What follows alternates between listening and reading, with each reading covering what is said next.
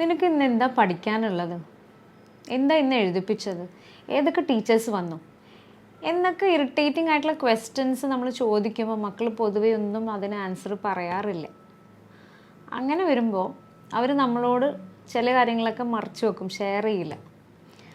പ്രത്യേകിച്ച് അവർ സ്കൂളിൽ നിന്ന് വരുമ്പോൾ നമ്മൾ ആദ്യം മേക്ക് ഷുവർ ചെയ്യുക അവർ റിഫ്രഷ്ഡ് ആയോ. നല്ല മൂഡിലായിരിക്കുമ്പോൾ പോസിറ്റീവായിട്ടുള്ള കുറേ കാര്യങ്ങൾ ചോദിക്കാം.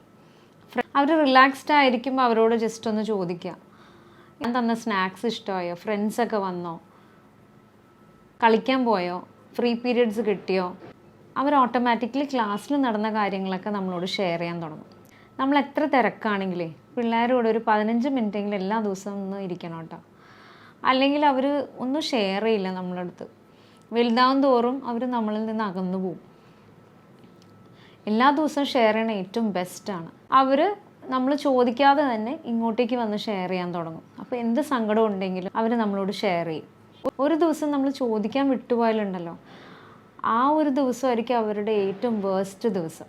മക്കൾ ദൈവത്തിൻ്റെ ദാനമാണെന്നല്ലേ. അപ്പം നമുക്ക് അവർക്ക് കൊടുക്കാൻ പറ്റുന്ന എല്ലാം ബെസ്റ്റായിട്ട് നമുക്ക് കൊടുക്കാം. ഷെയറിങ്ങും കെയറിങ്ങും ലവിങ് ആയിട്ട് ജീവിതം മുന്നോട്ട് പോവാം.